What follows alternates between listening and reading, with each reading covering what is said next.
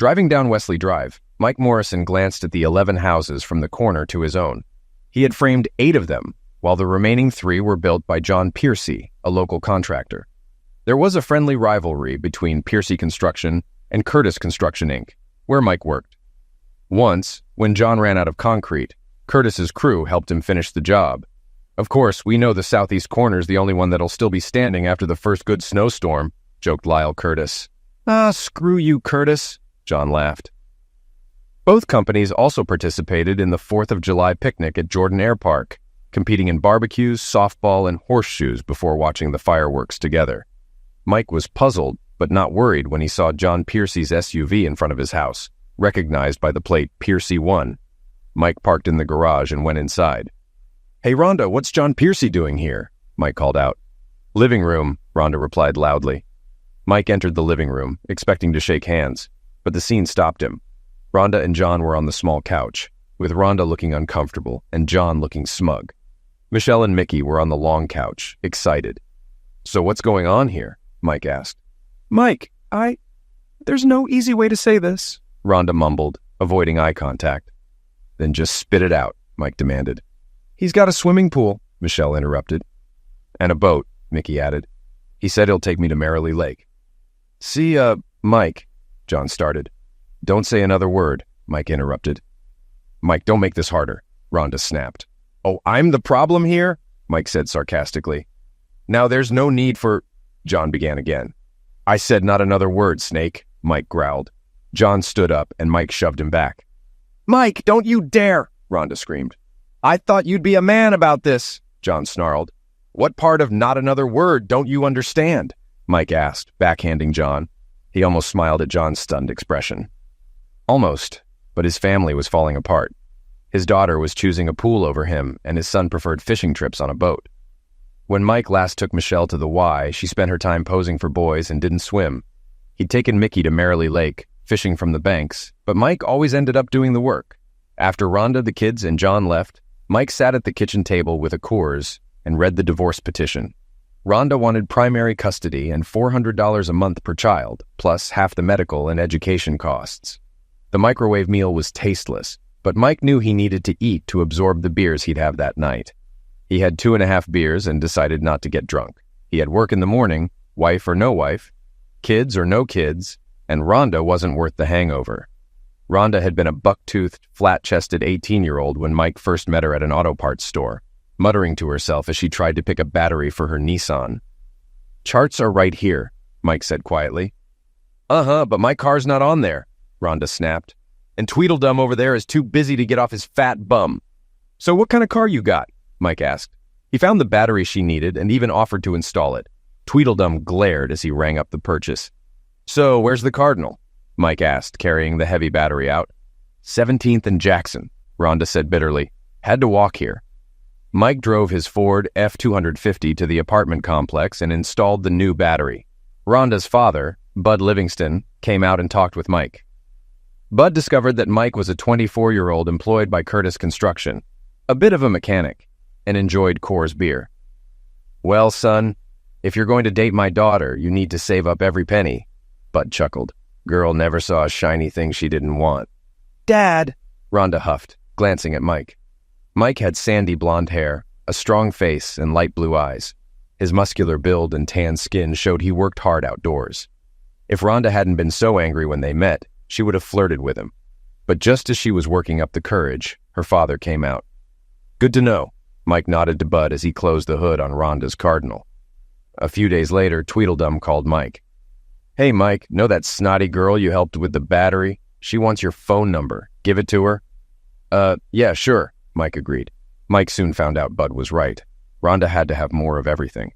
When Mike picked her up for their second date, Bud showed Mike Rhonda's overflowing closet, filled with shoes, boots, and 6 pairs of flip-flops. Hey, Rhonda, that's one for each toe, huh? Bud teased. On their second date, Mike also found out that Rhonda loved lovemaking.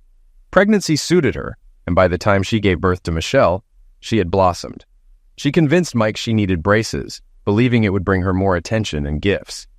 Just after the braces were removed, revealing a beautiful smile, they discovered she was pregnant again. Really?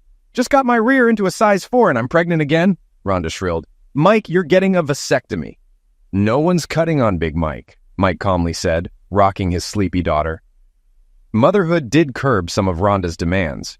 She grew to realize that her wants had to take second place to her children's needs. Now, sitting at his kitchen table, Mike poured out his third beer and decided to ask Lyle for a good attorney. He agreed with most of Rhonda's demands, but wondered how she'd pay her share of expenses, probably with John Piercy's help.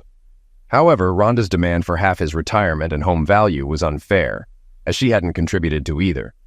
When Mike approached Lyle Curtis about a lawyer, Lyle's face grew redder. "That snake. Exactly what I called him," Mike said. "I wish I'd said something," Lyle snapped, digging through his wallet. "Saw John hanging around Rhonda at the picnic. She looked too friendly." Mike remembered the outfit. Rhonda had worn a tied-up shirt and cut-off shorts. Barbara Trenton, the lawyer, listened to Mike's story, reviewed receipts and bank statements, and noted Rhonda's expenditures. She made changes to the divorce petition and faxed the revised documents to Rhonda's attorney. "We'll probably have to go into mediation, but I've got to tell you, Mr. Morrison, I'm amazed you managed any savings at all with the amount of money your wife spends," Barbara confided to Mike. "And she didn't contribute a penny." "Yeah, well, Lyle's a good man to work for," Mike said. "Uh-huh," Barbara smiled lightly. Barbara was right. They went into mediation. Rhonda contested the revised petition, seeing the money and house as hers. During this time, she made it difficult for Mike to see his kids, smugly telling him he should have signed the original petition. Lyle Curtis also played a role, spreading the word about John Piercy's affair with Rhonda. Building supply retailers refused credit to Piercy Construction, and John's funds dwindled. When his bank delayed a loan for a new subdivision, John was furious. Mike's kids were sullen during his weekends with them, talking about the fun they had with John and Rhonda. "We could be water skiing if we were with Mom and Mr. John," Michelle sneered when Mike suggested the why. "Yeah, Dad," Mickey said. "I even got a boogie board." When John Piercy bid for a new office building in Raquel Falls, the board rejected him due to his personal life. Lyle Curtis and Mike were part of the winning bid. John's mood worsened when his painter, Ray Mangetti, told him his paycheck had bounced. Ray had been with John since the beginning and now stood nervously in John's office. "Hey, I need to get paid," Ray said. A homeowner hired John for a basement remodel, but John had no workers since they were now with Curtis. John had to cancel the job. Brian White, Rhonda's attorney, also demanded payment. When Rhonda tried to use her credit cards, she found Mike had canceled them. Her father, Bud, grudgingly loaned her money and suggested she apologize to Mike. In mediation, Michael Schiff reviewed the petitions and bank statements. He frowned when he heard Rhonda's smug response to Mike about not seeing his kids if he didn't sign the original petition. "So, Mrs. Morrison, the children are pawns for money?" Michael snapped. "It's not like that," Brian White said, "but Mrs. Morrison does have expenses." "Mr. Morrison also has expenses and has faithfully sent child support," Michael said. "As for Mrs. Morrison's expenses, she should get a job." A month after the mediation, on Mike's 39th birthday, he called Rhonda to ask if the kids could join him for a celebration at Benny's Burger Bar. "Your dad wants to take you to Benny's Burger Bar. It's his birthday," Rhonda snapped at the kids. Mike's heart broke when his daughter whined, "Do I have to?" Mike," Rhonda said, but the call had already been terminated. She left a message, trying to sound cheerful, saying the kids had plans and suggesting the weekend instead. Friday afternoon, Rhonda waited for Mike's call to pick up the kids. Michelle was annoyed, preferring to hang out with her friend Catelyn Grady. Mickey was sullen and moody. At 6:30, Rhonda called Mike's phone and got the message that the number was no longer in service. She tried again and got the same message. "Almost ready?" John asked, seeing Rhonda in a dark suit. "Are we ready?" Rhonda asked. "Mike hasn't picked up the kids yet." "Call him," John spat angrily. "Great idea, John. His number's not in service," Rhonda snapped. "Good, he's struggling too," John gloated. "Come on, kids," Rhonda sighed, slipping on her heels. "Get your stuff. We'll drop you off at your dad's." "I wanted to take the vet," John complained. "The clients won't see the car, John. Let's go. We're going to be late." John grumbled, but grabbed the Mercedes-Benz keys. Michelle and Mickey angrily got into the car. "Oh my God," Rhonda gasped, seeing a real estate sign in front of Mike's house. "Come on, they're already there," John ordered. "Let's go. Get out." "John, they can't stay here. He's not here," Rhonda shrieked. "If we screw this meeting up because of your kids," John hissed, speeding off. Rhonda received an $800 check on the 3rd of the month. The checks always arrived on the 3rd, unless it was a Sunday or holiday. Then they came on the 2nd. Mike had heard Michelle whine, "Do I have to?" And Mickey sullenly asked, "Why?" Ending the call, Mike sat at the table and cried for the first time since his mother died. Rhonda had taken everything valuable. The consignment shop took most of the furniture except the recliner and mattresses. They assured him the dolls, action figures, and skates would sell quickly. Lyle Curtis cursed when Mike said he was leaving Raquel Falls in Colorado. The men hugged, and some of the crew also said their goodbyes. "Where are you going?" they asked, seeing the travel trailer hitched to his truck. "Probably south," Mike shrugged. "Tired of freezing in the winter." Barbara Trenton agreed to handle the home sale. The real estate agent, after Lyle had the house repainted and recarpeted, was confident she could list it for $160,000. Mike picked up the divorce decree in Oakleaf, Texas. To celebrate, he went to Tijuana Jack's for a half-pound burger, spicy fries, and 2 cold beers.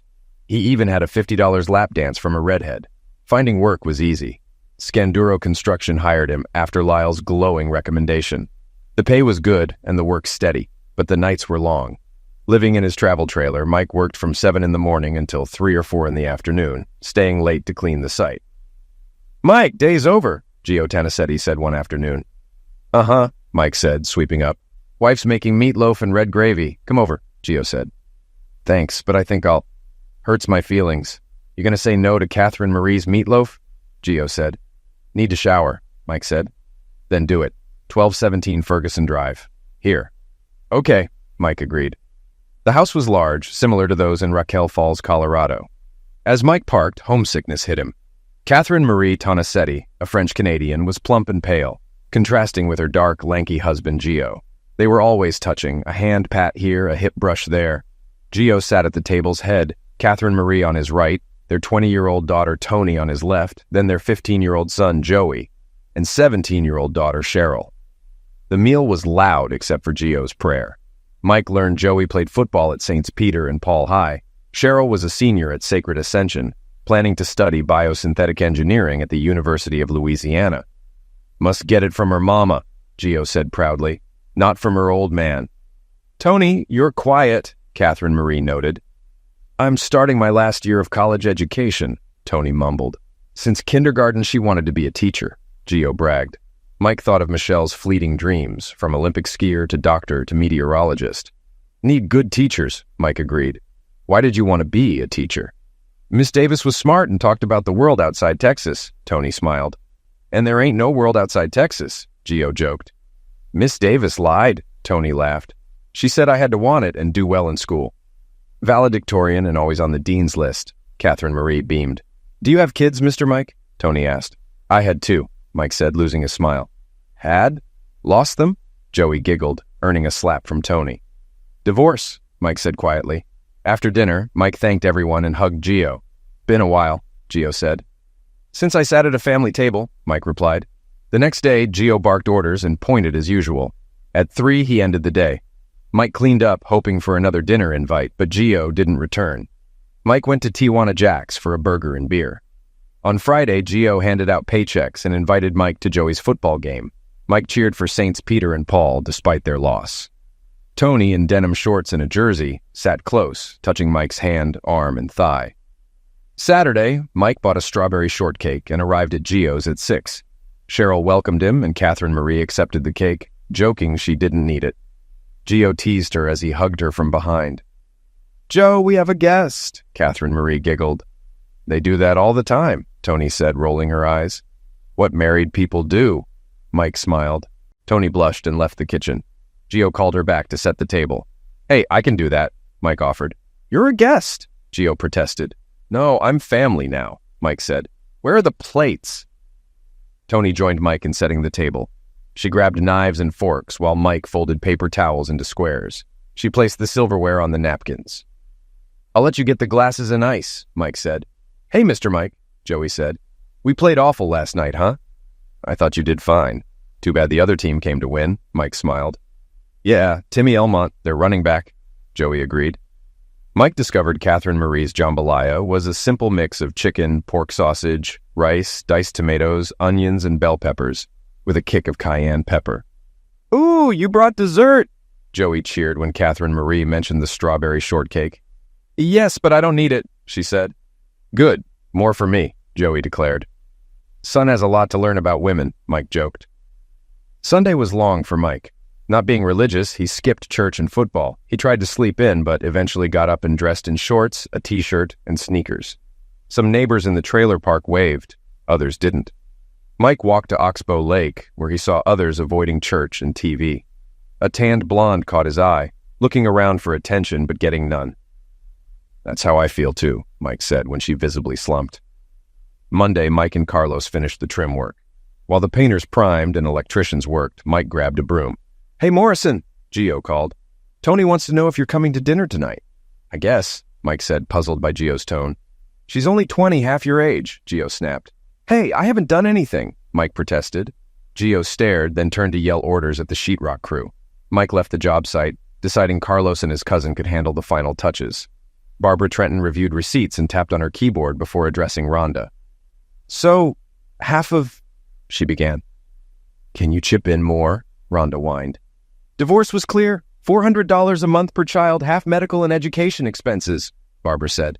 "But the car died and—" Rhonda complained. "Mrs. Piercy." "It's Morrison," Rhonda snapped. "Interesting.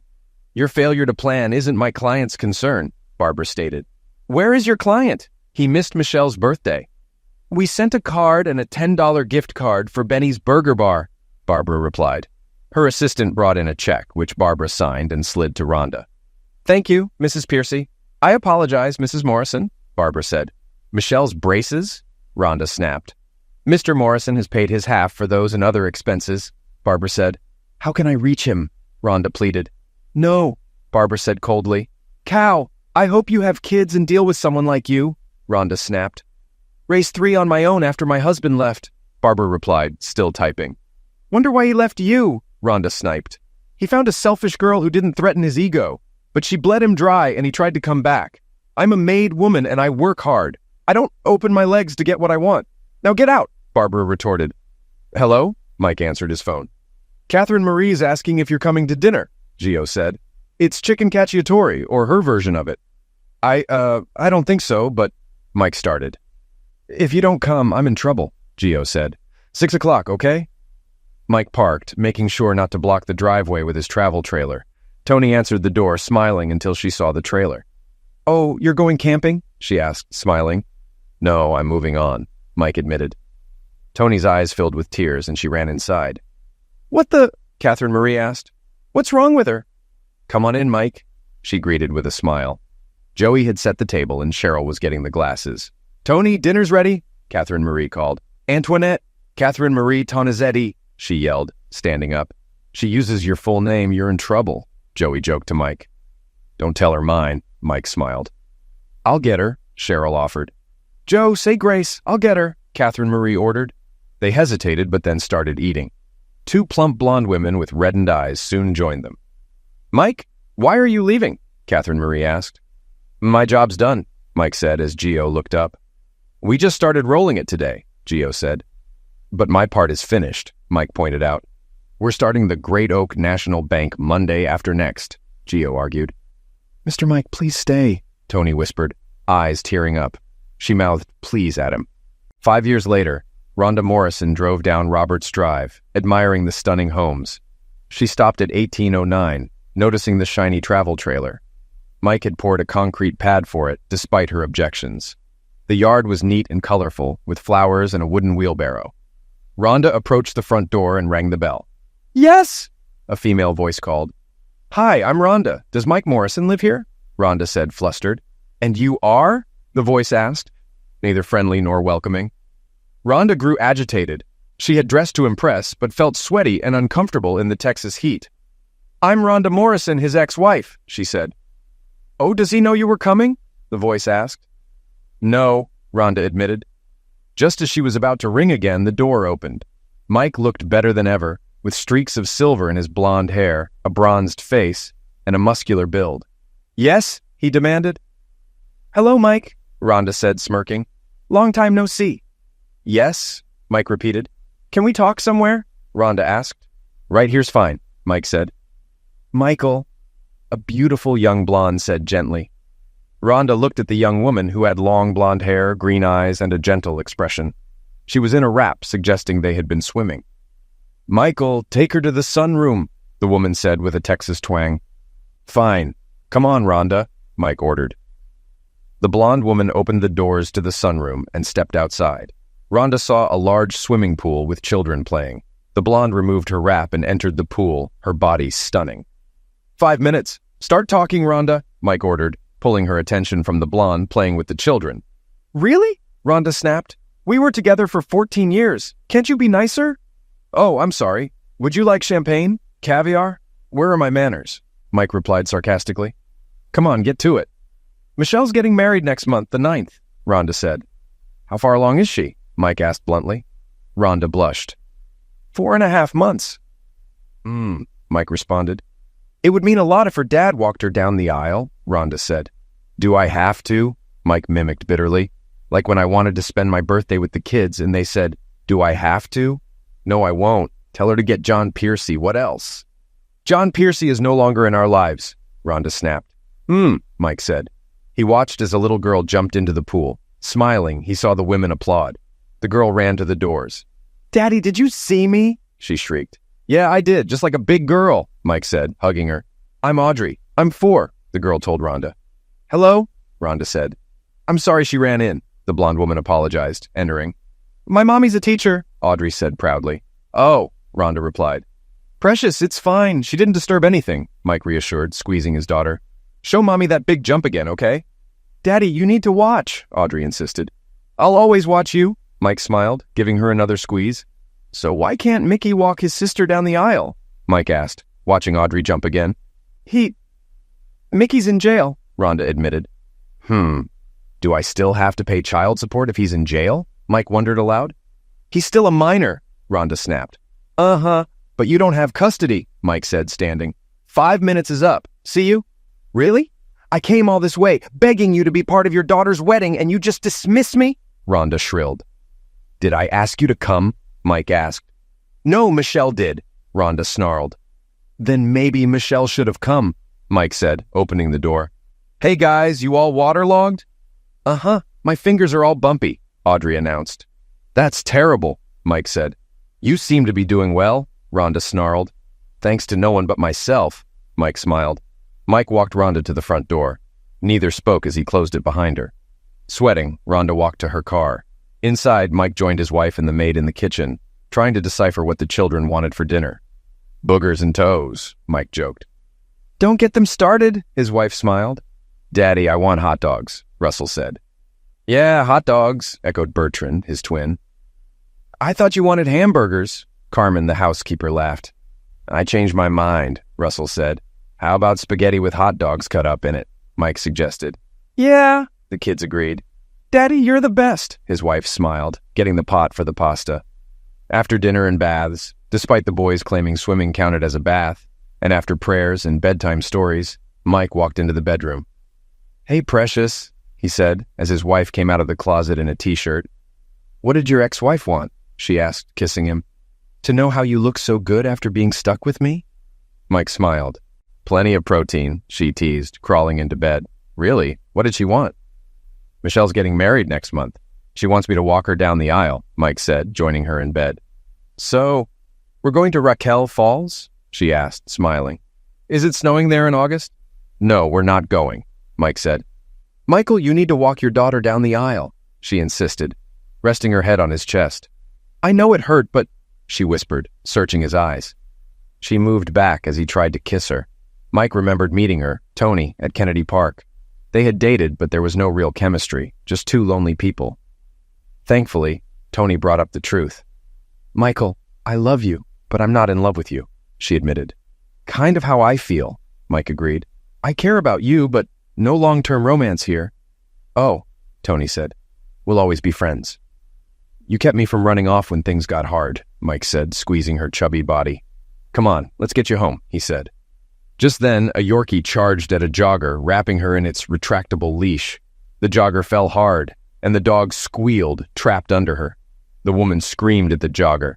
Mike rushed over, helped the jogger, grabbed the snarling dog, and handed it to its owner. "Hold your animal and drop the leash," Mike ordered, untangling the line. The jogger had a swelling knot on her forehead and a broken ankle. "Tony, get her name and address," Mike said. "I'm not giving you—" The woman started. Mike snapped her picture and called emergency. "We have a jogger with a broken ankle and possible concussion. The nearest vehicle is in Wakulla," the operator said. "Never mind. I'll get her there myself," Mike snapped, carrying the woman to his truck. Tony followed, glaring at the woman and her dog, who left hastily. "Don't worry, got her picture," Mike told Tony, strapping the jogger in. Tony grabbed ice from a vendor and held it to the woman's head as Mike drove to the hospital. The woman moaned softly but was still unconscious when they arrived at the ER. A nurse and orderly took her inside. Mike drove Tony home. They hugged, and she went inside, wiping a tear. Mike debated whether to go back to the hospital, but decided against it due to the late hour. He had a full day ahead with work at Scanduro and his latest foreclosure project. The night they had chicken cacciatore, when Tony begged Mike to stay, he decided to find a more permanent home than his travel trailer. While waiting for Scanduro construction to start on the Great Oak First National Bank, Mike bought a foreclosure in a modest neighborhood. The house was trashed with rotting food, smeared feces, broken windows, and concrete in the toilets. Mike did most of the work himself, using his job to get materials at a good price. While working on that home, the one next door was also foreclosed, and Mike bought it too. Later, he bought 2 more foreclosures on Roberts Drive in a gated community, where owners had overextended their credit. Mike sold 3 properties at a reasonable return and decided to move into the 4th at 1809 Roberts Drive. He worked for Scanduro during the day and on his renovations in the evenings and weekends. His latest project was on Simpson Way, where the owner had hung himself after losing everything. Mike got the house for 1/5 of its value. The gaudy colors and carpets needed changing, but the structure was sound. One evening, instead of heading to Simpson Way, Mike went to Low Ridge Hospital to check on the jogger he'd helped. He didn't know her name, but managed to visit her. "They cut up my shoe to get it off," she said when he entered. "None of them figured out how to untie a knot," Mike joked, meeting her clear green eyes.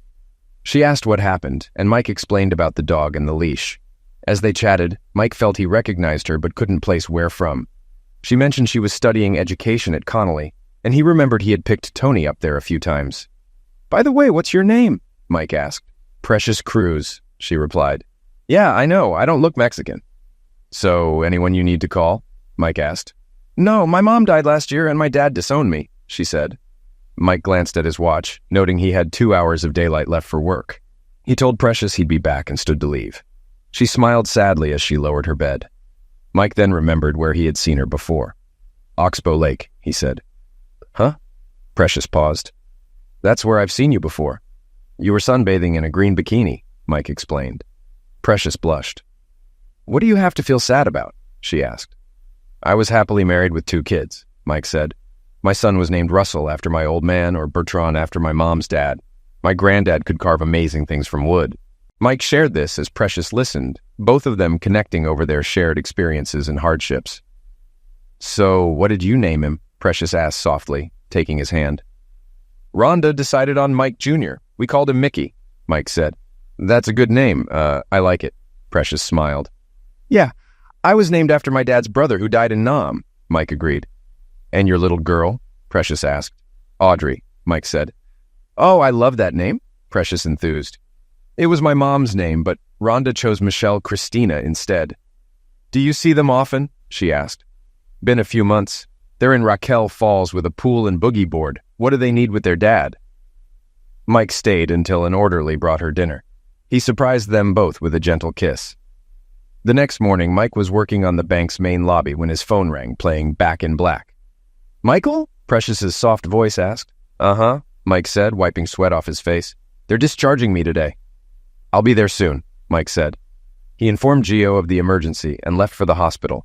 An orderly wheeled Precious to the curb. Mike lifted her into his truck and helped her buckle up. "Where to?" he asked. "Home," she said, giving directions to the Spanish Arms apartments. She then remembered her car was at Kennedy Park. Mike drove there without hesitation. She pointed to a 2005 Volkswagen Beetle. "Shut up, it's cute," she laughed when Mike mocked the car. Mike parked and helped her out. Seeing her plaster boot, he realized she couldn't drive. Okay, I'll drop you off and then drive your car to your apartment, Mike decided. That's too much, Precious argued. You can't drive like that, Mike insisted. Back at Spanish Arms, Mike noticed Precious lived on the 3rd floor. They didn't give you crutches? He asked. No, she realized. How are you going to manage the stairs? Mike asked. I don't know, she said, bursting into tears. Get your key, Mike ordered. He carried her up to her apartment, left her there, and drove to get some boxes from a supermarket. What are those for? Precious asked, hobbling to the door. Pack what you need for the next couple of weeks. You're staying with me until you can get around. Precious was about to argue, but realized she couldn't manage on her own. Your apartment is on the ground floor? She asked. Yours will be, Mike assured her. Give me your car keys. I'll be back. Oh, don't want to help me pack? She teased. No, I've seen enough of women's drawers. Mike smiled and kissed her lightly before leaving. He rented a hitch and harness, towed her car to his place, and returned to help her. Ready? He asked, lifting her into his truck. Then he fetched the boxes. Anything else? He asked. Nope, she said, surprising him with a kiss. Thank you, Michael. Mike locked her apartment and drove to his home. So, my apartment's on the ground floor? She asked. Your bedroom is. It's a 3-story house, but I haven't been to the 3rd floor except to paint and change carpets, Mike said, turning onto Robert's Drive. Oh my, I come here at Christmas, Precious said, looking around. Christmas? Mike asked. Yeah, these houses go all out with lights, she explained. Like Clark Griswold? Mike asked. Who? Precious replied. Griswold. Christmas Vacation, Mike said.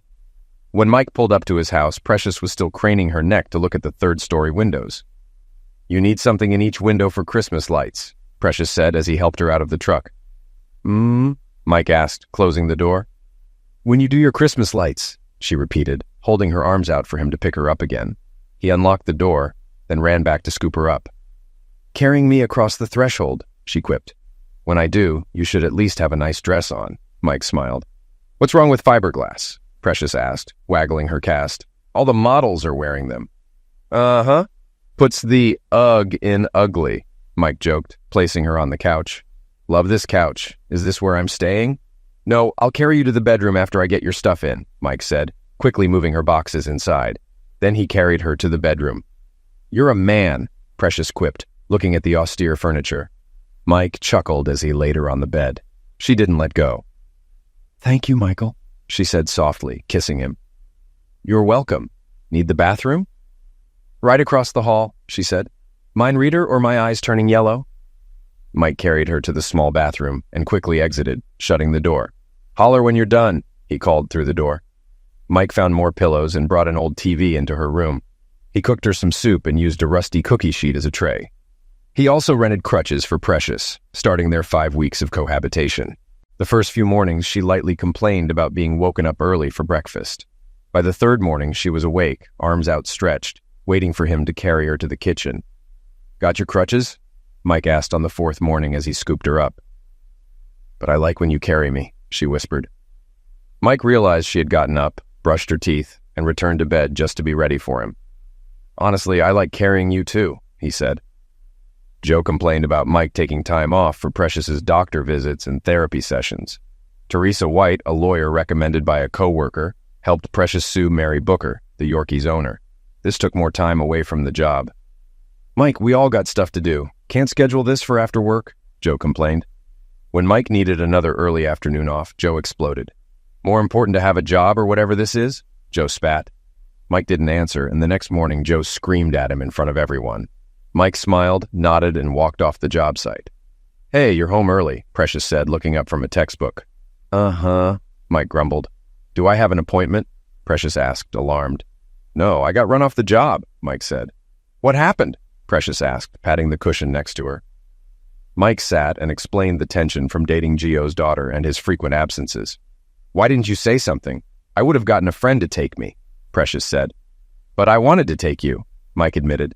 Why? Precious asked, peering into his eyes. Because I'm in love with you, he admitted. And I'm in love with you, Michael Arthur Morrison, Precious whispered, then kissed him. Now unemployed, Mike bought more foreclosed homes, did repairs, and continued making money. Being his own boss gave him time to take Precious to appointments and on outings. On one such outing to the Hogshead, a barbecue restaurant Precious loved, Mike realized his true status.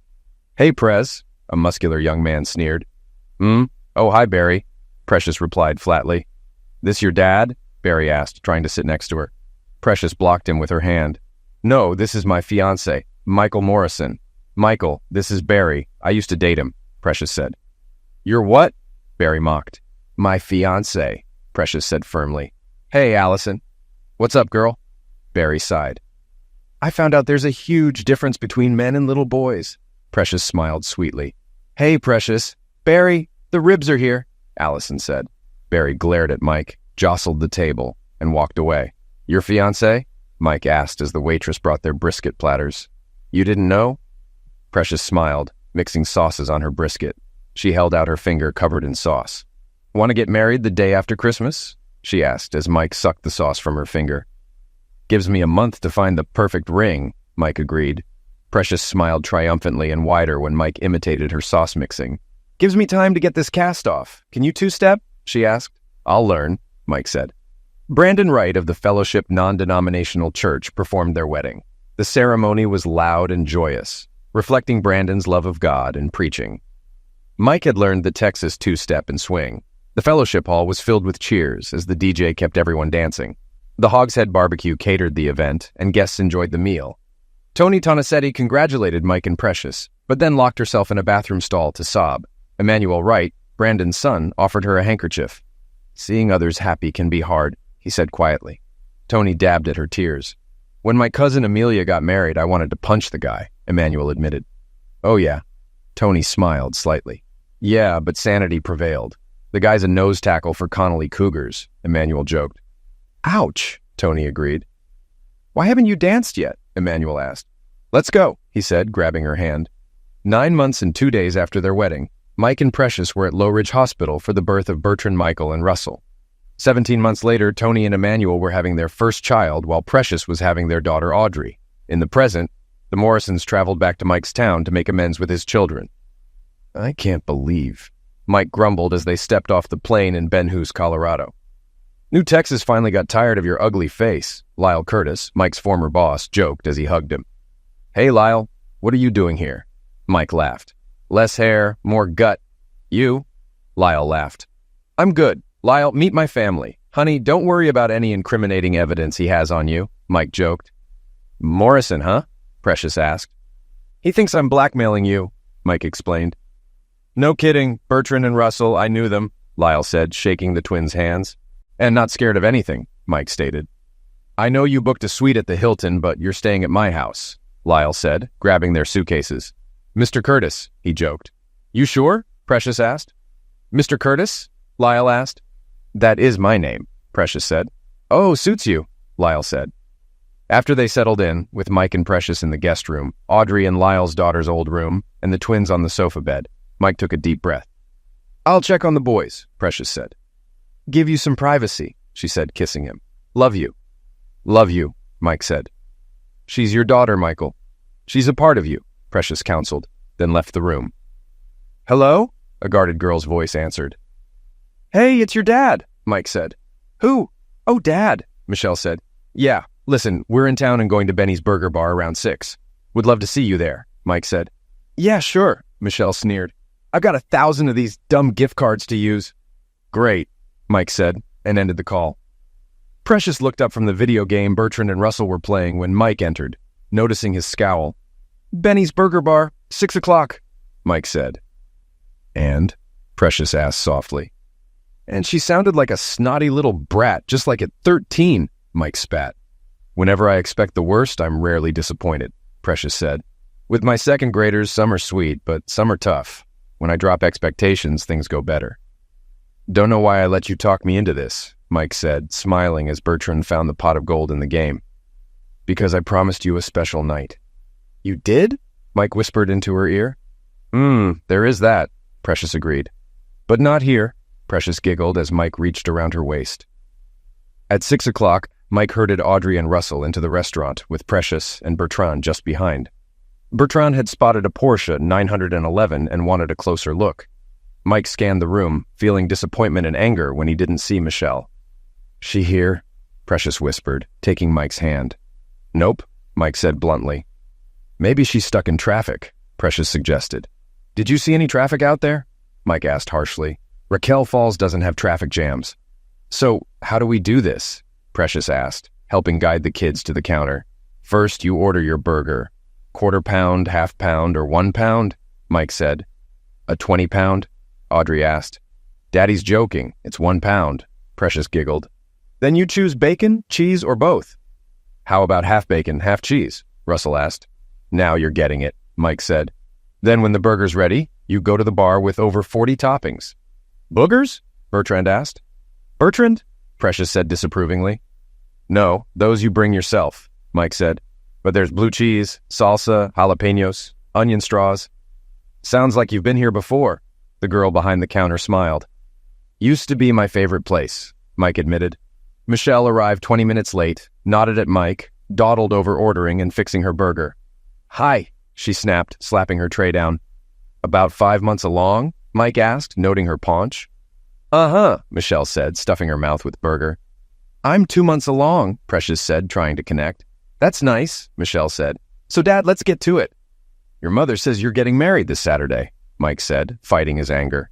Yeah, heard you said. Who cares? Michelle replied. Anyway, I came to see you get married. Wanted you to meet your brothers and sister, Mike said.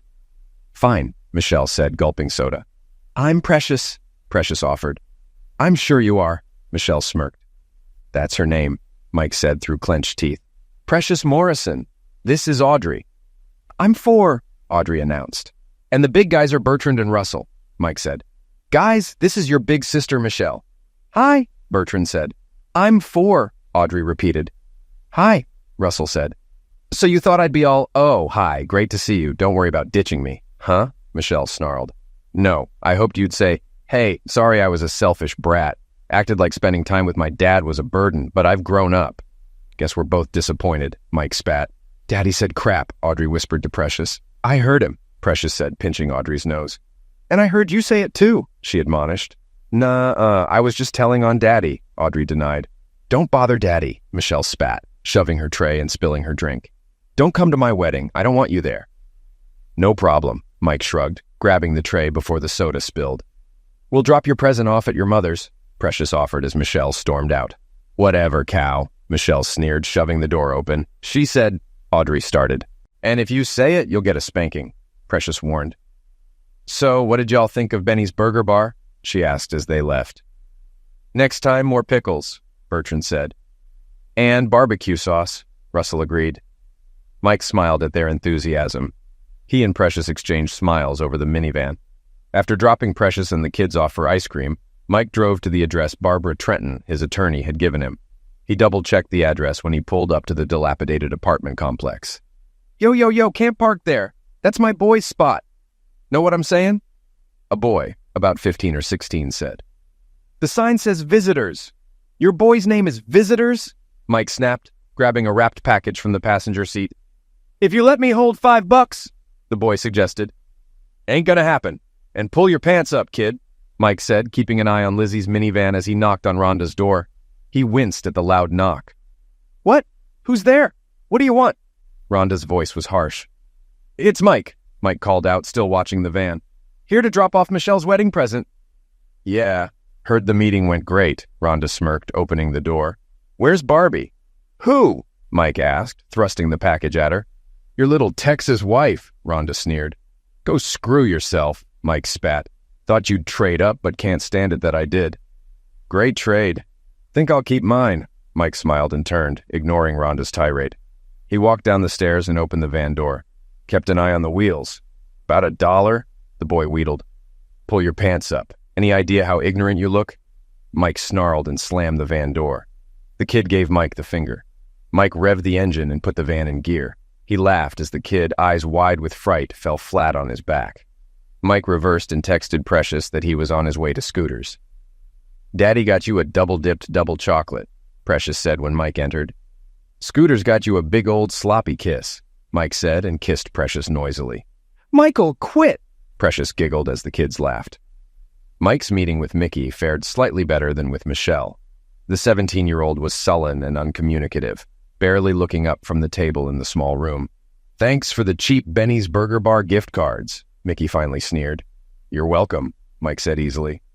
$10 don't buy anything at Benny's, Mickey said. I know. A quarter pound and fries with a drink is at least $14, Mike smiled. Then why'd you send a $10 gift card? Mickey asked angrily. So you'd have to pay a little yourself, Mike smiled. Why'd you even come here? Mickey demanded. Honestly? Wanted to see if there was any of that kid left, Mike admitted. Saw your sister. There's nothing left of the girl who played a tree in her first grade play, smiling and waving at me. And I hoped there'd be some of that little buddy I went fishing with. Remember that rainbow trout? 6.5 pounds, Mike said. First thing out of your mother's mouth? I ain't cleaning that thing, Mike recalled. But she ate the hell out of the fillets. How'd you get all those fillets? Mickey asked. Bought 3 more trout, Mike chuckled, stepping out into the hall. Dad, Dad, Mickey cried as the door slammed shut. Precious was true to her word. Mike tried to reconnect with his kids and even spoke with Barbara Trenton about helping Mickey. Barbara charged $3,000 but represented Mickey in his trial. Mickey was sentenced to 2 years in a state penitentiary but got assigned to 5 Tribes, a medium security facility. Mike learned he was a grandfather when Michelle gave birth to Louise Charlotte Shrinton, a 3-pound, 2-ounce baby who didn't live to see her 1-week anniversary. Mike's tears were heartfelt as he sent condolences to Michelle and her husband. 7 months later, Precious gave birth to Olivia Nicole Morrison. Mike was overjoyed but haunted by a strange sense of pain.